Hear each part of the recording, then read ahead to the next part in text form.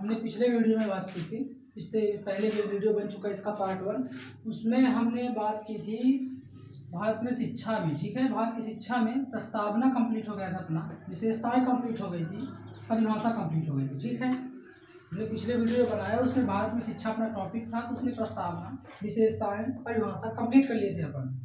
अब बात चल रही थी कार्य की, और कार्य में हमने व्यक्तिगत कार्य को कंप्लीट कर लिया था और पार्ट 2 के लिए गुजारिश की। ठीक है, तो अब हम पार्ट 2 में बात करेंगे सामाजिक कार्य, राष्ट्रीय कार्य, वातावरण कार्य। जो वीडियो मेरी पहली बार देख रहा है यानी पार्ट 1 जिसने नहीं देखा है वो जाकर के पार्ट 1 सर्च कर सकता है, भारत में शिक्षा करके पार्ट 1। ठीक है, तो उसको मिल जाएगा भारत में शिक्षा पार्ट 1, उसको प्रस्तावना, विशेषताएं, परिभाषा मिल जाएंगी।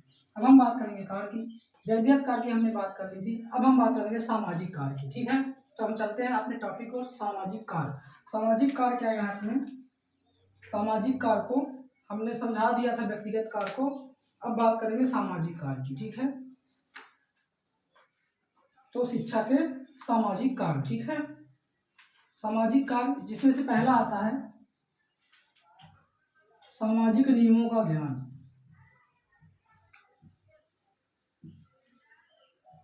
सामाजिक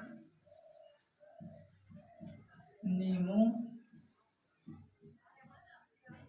का ज्ञान। अब इसको समझते हैं, सामाजिक नियमों का ज्ञान। ठीक है, जैसे हमने व्यक्तिगत में समझा था, इसी तरह सामाजिक, सामाजिक नियमों का ज्ञान अर्थात जैसे हम समाज में रहते हैं, हम एक संस्कृत समाज में रहते हैं, समुदाय में रहते हैं, जहाँ लोग कुछ नियमों का पालन करते हैं। जैसे कैसे पालन, बड़ों का आदर करना, ठीक है, और अपने से बड़ों के पैर छूना।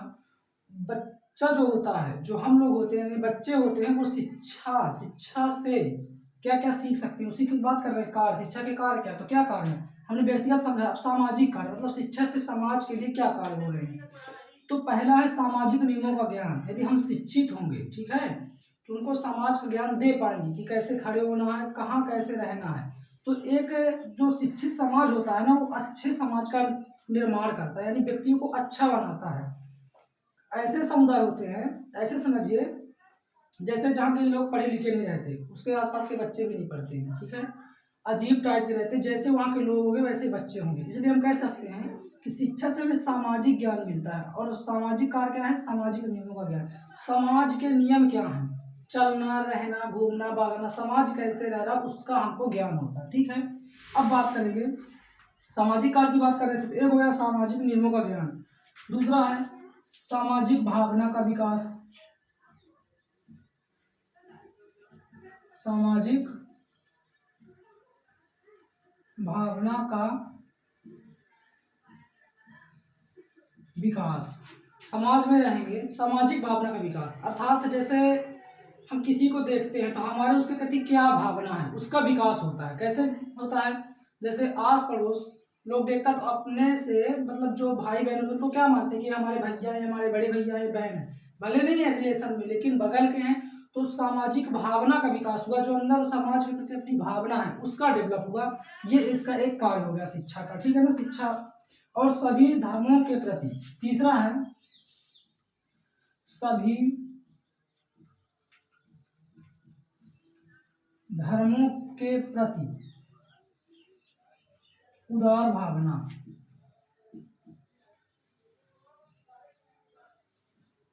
सभी धर्मों के प्रति उदार भावना कैसे, देखो शिक्षा अपन को क्या करती है, सामाजिक ज्ञान तो देती है। सामाजिक ज्ञान कैसे देती है, इन सब पॉइंट्स हम समझ सकते हैं। ठीक है, सामाजिक भावना का विकास। अब सामाजिक धर्मों के प्रति उदार भावना कैसे, जब हम शिक्षित होंगे तो किसी एक धर्म के पक्ष में नहीं रहेंगे। ठीक है, किसी एक धर्म के पक्ष में ना रहकर सभी धर्मों को एक उदार भावना से देखेंगे। कैसे देखेंगे, अब जो अनपढ़ होते हैं, जिनके पास शिक्षा कम होती है, वो लड़ते रहते हैं धर्म को लेकर, ये धर्म सही है, ये धर्म सही है, ये धर्म सही है। ऐसा कुछ नहीं है। यहाँ पर जब तुम शिक्षित होगे तो जो जितने भी धर्म हैं भारत में, भारत एक धर्म राष्ट्र है। ठीक है, मतलब कई राष्ट्रों, कई धर्म के लोग रहते हैं भारत में। तो जब तुम पढ़े लिखे होगे तो सभी धर्मों के प्रति उदार भावना रखोगे, यानी कोई भी धर्म अपने आप में कम नहीं है ऐसा तुम समझोगे, और सबके प्रति उदार भावना रहेगी। किसी के प्रति तुम्हारे अंदर हीन भावना नहीं रहेगी कि ये धर्म कैसा है, कैसा करके।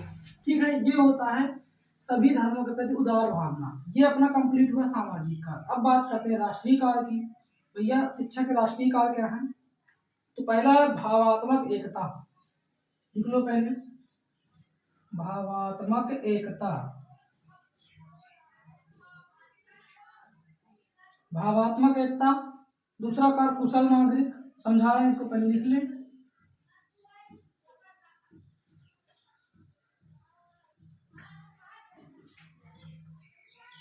कुशल नागरिक, ठीक है। तीसरा है राष्ट्रीय आय और चौथा है राष्ट्रीय विकास। तीसरा राष्ट्रीय आय,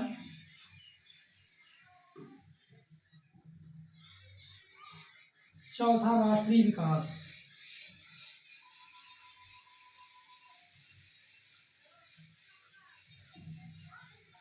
राष्ट्रीय आय, राष्ट्रीय विकास, ठीक है।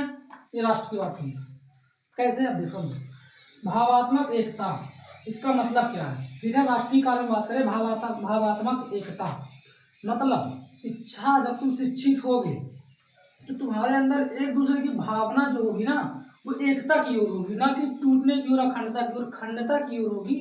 कि हमें भारत को एक बना के रखना है, लड़ाई झगड़ा नहीं करना, मिलजुल कर रहना है, ठीक है। तो ये क्या होती है, तुम्हारे भाव क्या होंगे, एकता की ओर अग्रसर होंगे। इसे हम कहेंगे भावात्मक एकता।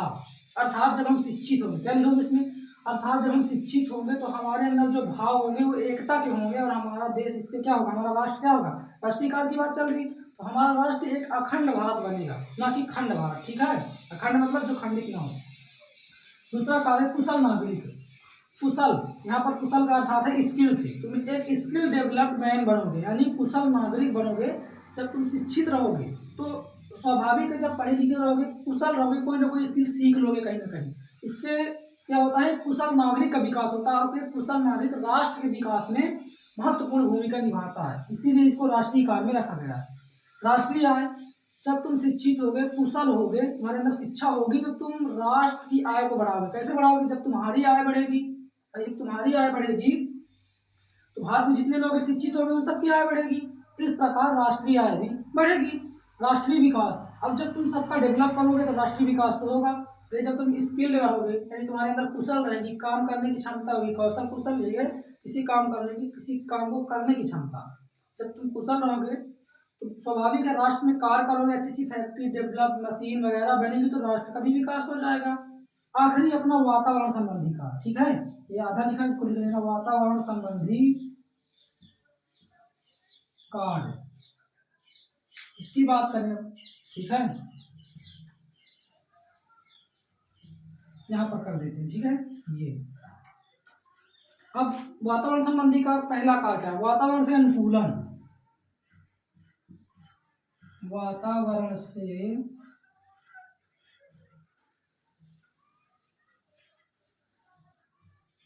अनुकूलन, ठीक है। दूसरा भी लिख लें, वातावरण में परिवर्तन, और दूसरा है वातावरण में परिवर्तन।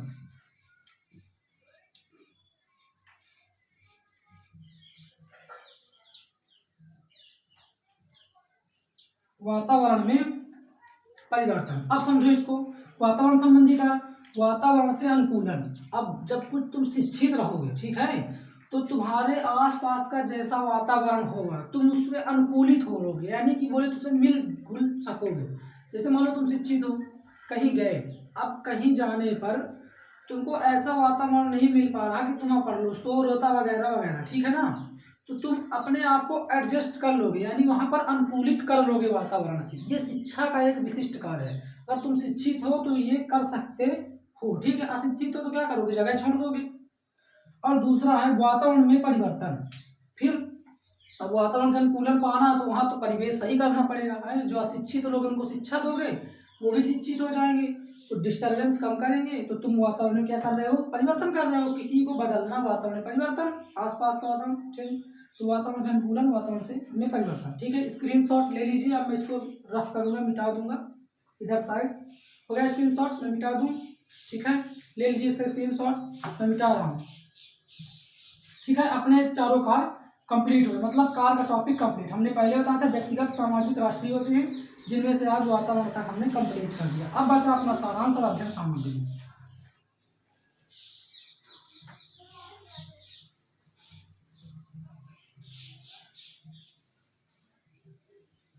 ठीक है। अब ये टॉपिक भी अपना कंप्लीट। अब बात करते हैं हम सारांश की, 5वां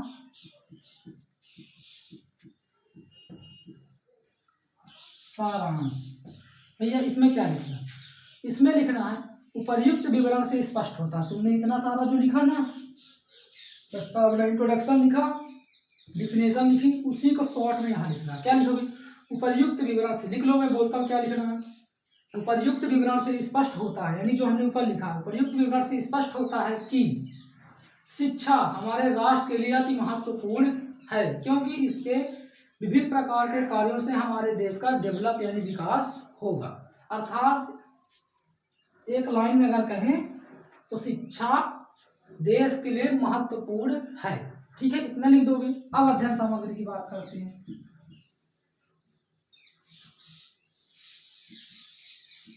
अध्ययन सामग्री ये छठा पॉइंट है और आखिरी है। ठीक है, अध्ययन सामग्री इसमें क्या लिखोगे भैया? इसमें लिखा जाता है कि हमने किससे पढ़ा है। मैं दो के नाम बता देता हूँ, आप लिख लेना। ठीक है, पहला आप लिखोगे सूर्या पब्लिकेशन,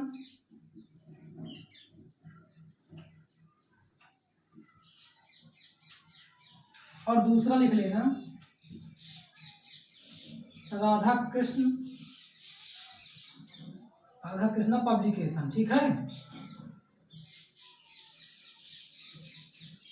देखो ये होता क्या है, ये बुक का नाम होता है कि हमने इस बुक से सोर्स लिया, अध्ययन किया। ठीक है, सूर्या पब्लिकेशन, राधा कृष्णा पब्लिकेशन। जिनको नहीं पता इसको लिख लेना। अब जिनको पता है ये तो गूगल में सर्च कर लेना, बहुत सारी पब्लिकेशंस आती हैं, बहुत सारी बुक पब्लिश होती हैं, आपको जो याद रहे वही लिख लेना। हमने दो बता दिया आपको लिखने के लिए, एक Surya publication, Radha Krishna publication. Video अच्छा लगा तो सब्सक्राइब करना, लाइक करना, शेयर करना। ठीक है, कमेंट में जरूर बताना वीडियो कैसे लगा। ठीक है, सब्सक्राइब जरूर कर लेना और अपने दोस्तों को शेयर कर देना। Thank you.